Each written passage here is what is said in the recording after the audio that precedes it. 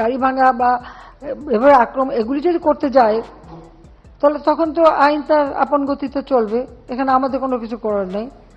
কোটা আন্দোলন করবার আগে তাদের তো পরীক্ষার রেজাল্টগুলি দেখে নেওয়া উচিত ছিল যে কোথায় তারা দাঁড়িয়েছে।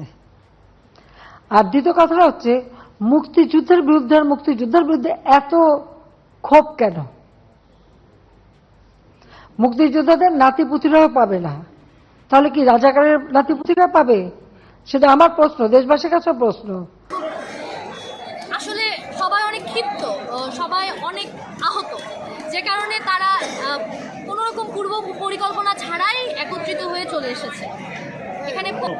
রাষ্ট্রের সর্বোচ্চ ক্ষমতাশীল ব্যক্তি উনি যদি বলে ফেলে যে যারা কোটার বিরোধিতা করছে তারা হচ্ছে রাজাকার, তাহলে সেই